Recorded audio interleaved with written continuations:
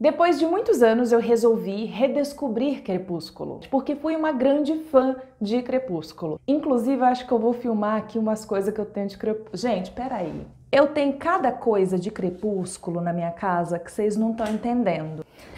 Levemente obcecada por Robert Pattinson. Essa edição especial da Capricho, bicho. Pensa numa competição que foi pra conseguir botar as mãos nesse trem aqui. E eu não fui uma adolescente muito rica. Preciso deixar isso claro, custava R$14,95. Logo, não era um negócio que eu podia olhar assim e falar, nossa, bicho, R$14,95 é dinheiro de pão. Não era. Então, quando eu consegui botar minhas mãos nessa Capricho, meus anjos do céu, vocês não estão entendendo. Inclusive, amo até hoje, porque tem cada imagem aqui dentro do boy Robert Pattinson, que é o homem da minha existência, que vocês não estão entendendo. E não foi essa não, porque eu tenho umas revistinhas assim de piquititinha também, mas eu tive essa daqui, ó, que foi da Contigo. Tá bom pra vocês? Quanto custou essa, gente? Quanto custou? R$14,90. Muito rica, milionária. Paguei 30 conto em 2 revistas. Riquíssima. Vocês não sabem a luta que foi pra conseguir um trabalho, pra eu conseguir um dinheirinho, pra eu conseguir bancar essas revistas. Mas esse vídeo já vai ficar longo o suficiente sem eu ficar mostrando revista pra vocês. Depois, se vocês quiserem, eu mostro aí as revistas, relembro como era. Enfim, eu não tenho muita coisa. Não era grande acumuladora. Talvez tivesse sido se tivesse dinheiro para bancar. Olá, seriadores. Tudo bom com vocês? Bem-vindos de volta para mais um vídeo. Eu sou a Jussara, esse é o canal Vida de Seriatriz. Toda essa introdução falando de Crepúsculo, mostrando revista, foi para dizer para vocês que eu terminei de ler Crepúsculo pela segunda vez depois de anos. Sim, eu tenho os livros e eu só tinha lido eles uma vez. Então, faz muitos anos que eu tenho e fazia muitos anos que eu não tinha lido essa história. Porém, o filme eu já tinha assistido algumas vezes, porque apesar de achar ele meio cringe, é cringe que fala quando você faz um assim em alguns momentos. Eu faço isso em alguns momentos, que tem uma cena ali que são bem constrangedora. Apesar de tudo isso, eu gosto de Crepúsculo, tá, gente? Não tem problema nenhum em dizer isso. Gosto de Crepúsculo, gosto de High School Musical, gosto de tudo que o povo na época, quando saiu, ficava zoando. Eu era a zoada do rolê. Porém, agora, eu reli a história e eu tenho muito a falar sobre ela, porque a primeira conclusão que eu cheguei é: Crepúsculo não é ruim, só foi mal adaptado. E olha que eu gosto do filme e olha que eu sou obcecada por Robert Pattinson. Jamais admito alguém falar que ele é um mau ator na minha presença. Então sim, hoje eu estou aqui para dizer a todos que o livro foi muito mal adaptado para a telona do cinema e que por isso muita gente até hoje considera Crepúsculo um lixo, quando na verdade não é. É uma história muito boa, é uma história muito bem escrita inclusive e é muito interessante. Temos algumas situações que deixam o povo pensando, cara, será que essa é uma história saudável para uma adolescente ler? Temos. Porém, até nesse ponto eu tenho uma visão peculiar. Talvez esse vídeo cause polêmica. Talvez vocês venham falar aqui nos comentários que eu estou passando pano para Crepúsculo, mas a verdade é que eu realmente sempre enxerguei Crepúsculo dessa forma, como eu vou compartilhar com vocês agora. Se você é novo aqui no canal, seja muito bem-vindo. Não esqueça de deixar o seu joinha, que é super importante, de se inscrever no canal e bora dissecar então Crepúsculo, que eu deveria ter colocado o livro aqui. Mas vocês já sabem que eu tenho, né?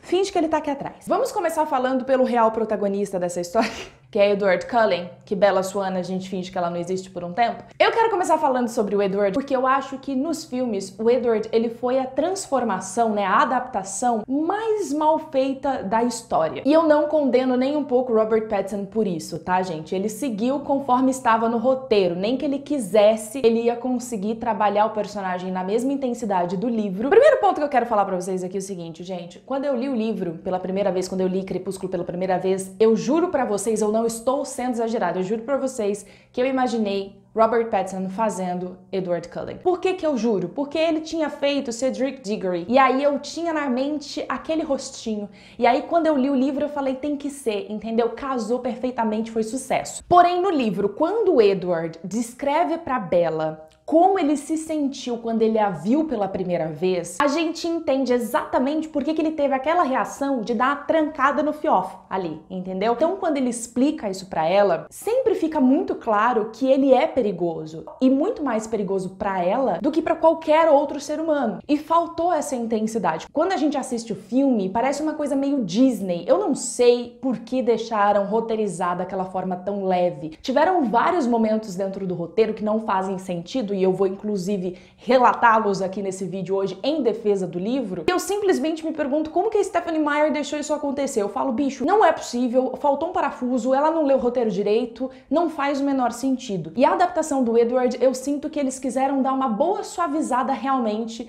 para que quem assistisse na época que era tudo adolescente pudesse levar de uma forma fofinha. Eu acho que eles não quiseram se comprometer colocando realmente um vampiro, algo assustador, como eles poderiam ter feito, porque realmente o Edward, principalmente no primeiro livro, ele é sim algo a se temer, inclusive em alguns momentos a Bella realmente o teme, mas ela enfrenta, e eu vou explicar mais pra frente por que eu acredito que a relação dos dois é uma relação saudável.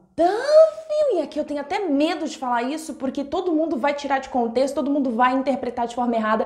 Espera até o final do vídeo que eu vou me explicar, eu juro que eu vou me retratar por essa colocação. Eu não estou falando que a relação deles é saudável no nosso mundo, tá? Porque no nosso mundo é super doentio. Eu vou explicar mais pra frente o meu ponto. Mas sim, ele explica então pra ela como ele pensou por diversas vezes em dar um jeito de atrair ela pra fora da escola, pra poder matar ela, pra poder acabar com ela e acabar com aquela agonia. Porque primeiro já fazia dias que ele não tinha se alimentado, ele já estava ali no limite. E aí de repente chega ela com aquele sangue cantando pra ele lá, belle cantant. E ele fala, mano, nunca senti isso por ninguém, nunca. Nenhuma pessoa tem um sangue com tanta intensidade quanto essa garota. Só que é muito interessante, porque mais pra frente essa preocupação dele muda. O segundo ponto, que o livro pra mim é sensacional e o filme eu fico me perguntando, Deus, por quê? Não faz o menor sentido isso que eu acabei de assistir, é quando a Bella está buscando descobrir a verdade a respeito do Edward. No livro, tudo faz muito sentido. Ela começa a ficar curiosa com relação a essa família, eles são diferentes, eles possuem entre si características que são semelhantes demais para que eles não sejam sangue do mesmo sangue, para que eles sejam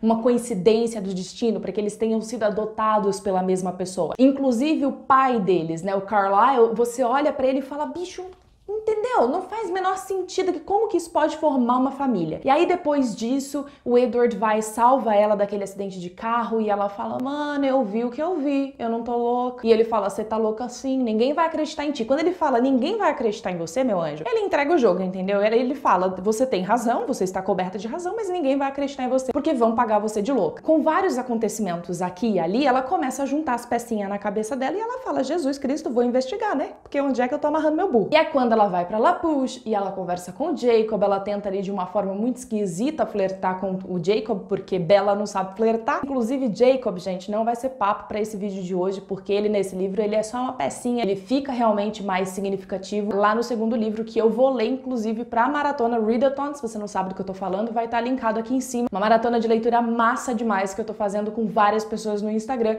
e você também pode participar. Anyway, Bella tentou flertar com o Jacob e descobriu ali que os Cullens, eles não vão pra La Push, porque, né, eles são vampiros e toda aquela lenda. E pro Jacob, enquanto ele conta pra ela, ele tá contando uma lenda e ele tá achando que ela tá com medo dele porque ele contou de uma forma muito convincente. Quando, na real, ela já tá juntando as pecinhas. E aí, depois disso, temos uma viagem dela com as amigas dela da escola, que as meninas vão comprar um vestido e ela aproveita pra ir junto nessa viagem, primeiro porque ela precisa clarear a mente dela, ela precisa entender o que tá acontecendo entre ela e o Edward, ela precisa entender se ele tem condição de realmente ser o que ela acha que ele é. Ela precisa botar a mente em dia e ficar em casa não ia ajudar, então por isso que ela vai nessa trip. E chegando lá, ela quer aproveitar, né, a oportunidade pra achar uma livraria. Não julgo, não condeno, inclusive, se eu tivesse nessa viagem, provavelmente faria a mesma coisa. E ela então vai procurar a livraria e ela se perde na cidade, porque não é uma cidade que ela conhece, ela é super distraída e ela se perde. Também não julgo, gente. Me perdi várias vezes em São Paulo, já peguei metrô indo pro lado errado, depois tive que fingir que recebi uma mensagem importante no celular pra voltar pro lado certo. Então também não julgo. E é nessa perdida que ela dá na cidade que o Edward acaba encontrando com ela. E a cena da perseguição dela, porque ela estava sendo perseguida por 4 caras, é uma cena assustadora. Arrepia a espinha. Porque é uma situação que você se vê passando, sabe? Então quando isso acontece com a Bella e o Edward salva ela,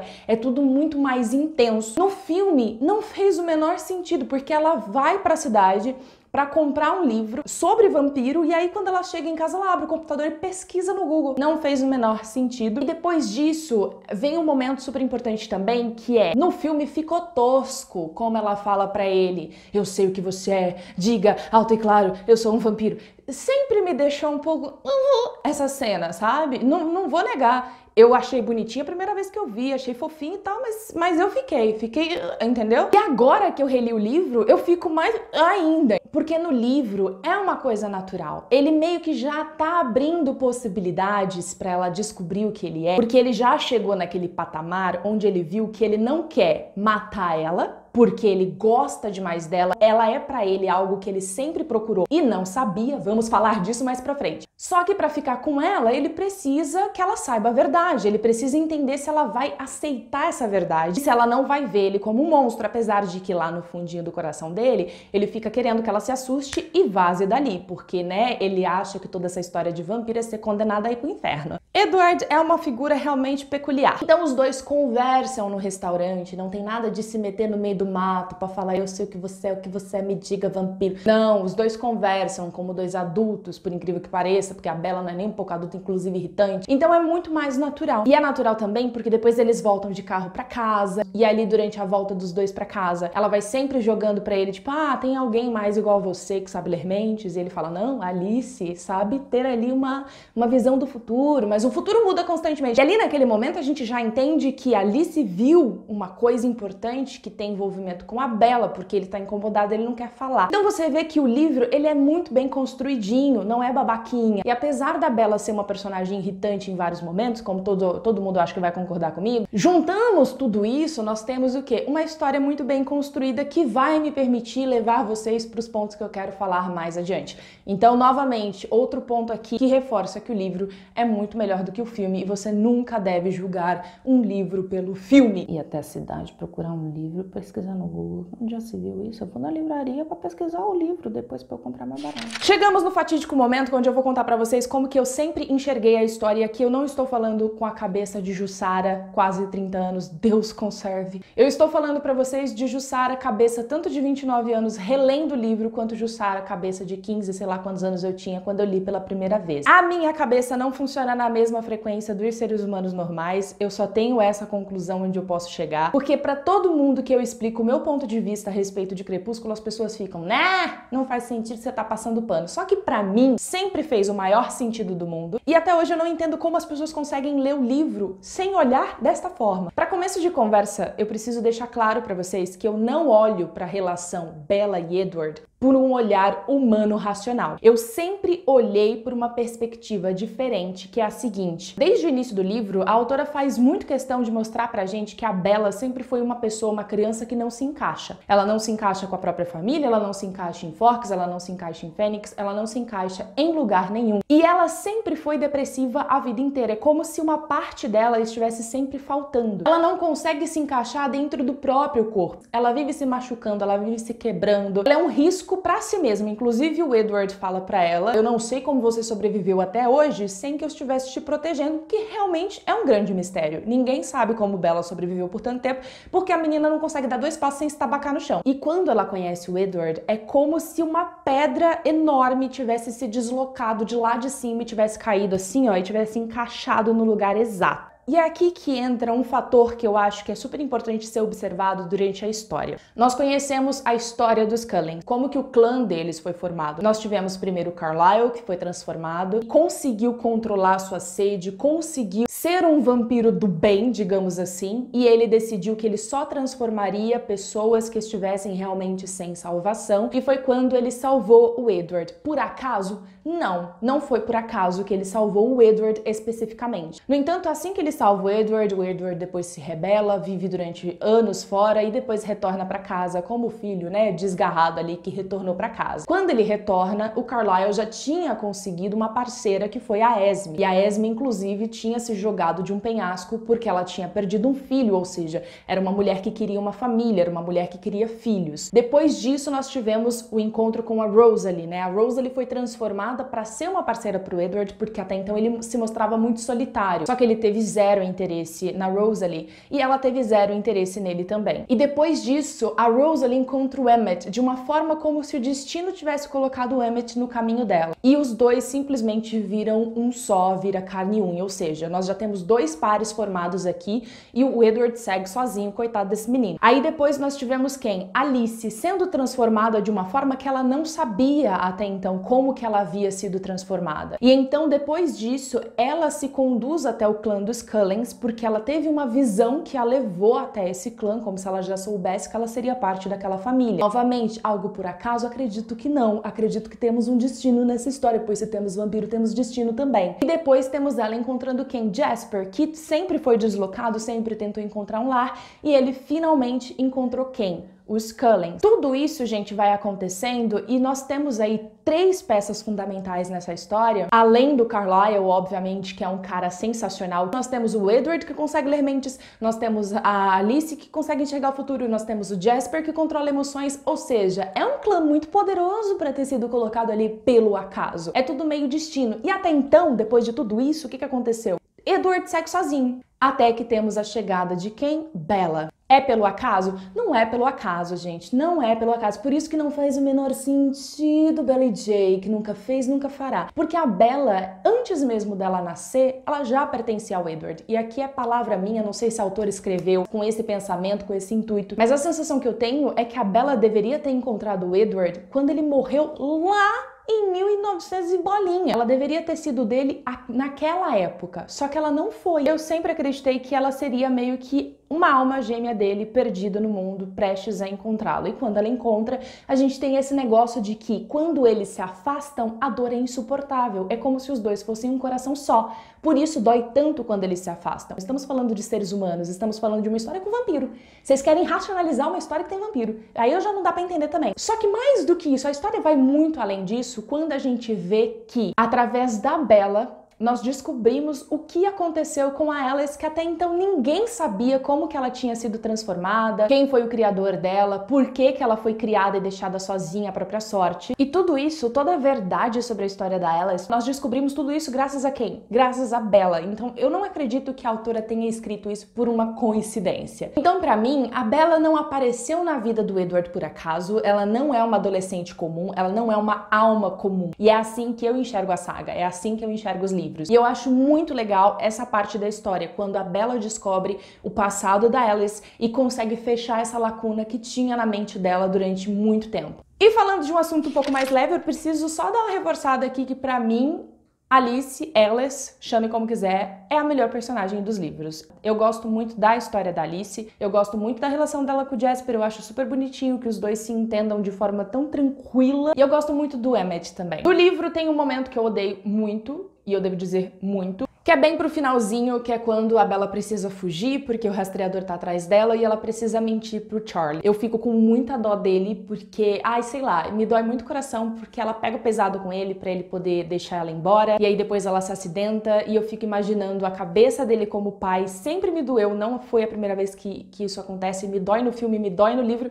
e é sempre aquele momento da história que eu já sei o que vai acontecer, então eu dou uma puladinha, se eu pulo as duas folhinhas que representam esse momento da história, e finjo de que nada aconteceu. Se tivesse uma coisa que eu pudesse mudar em Crepúsculo, eu acho que eu mudaria um pouquinho só da essência da Bella. E no livro eu acho que ela perde a oportunidade. Tem uns momentos que ela é super engraçada, inclusive foi um dos berros que eu dei quando eu tava lendo, porque eu percebi que a Bella pode ser muito engraçada se ela quiser, só que ela perde algumas ótimas oportunidades, porque ela fica com tanto medo de magoar o Edward o tempo todo, que ela perde a chance de tirar um pouco de sarro da cara dele e fazer essa relação ser um pouco mais leve. Pensa comigo, de todo mundo ali na escola, ela é a única que ele não consegue ler a mente. Se isso acontecesse comigo, anjo do céu, esse menino ia estar lascado pro resto da vida dele. Deus não dá asa à cobra, é só a palavra que eu tenho pra dar aqui hoje pra vocês. Mas eu acho que sim, se eu pudesse mudar, eu colocaria ela um pouco mais solta, depois de conhecer o Edward, um pouco mais confortável. Essa é a minha opinião a respeito de Crepúsculo. Eu gosto muito do livro, eu descobri que eu gosto de verdade do livro. Tem algumas coisas que eu daria uma mudadinha se eu fosse realmente reescrever a história,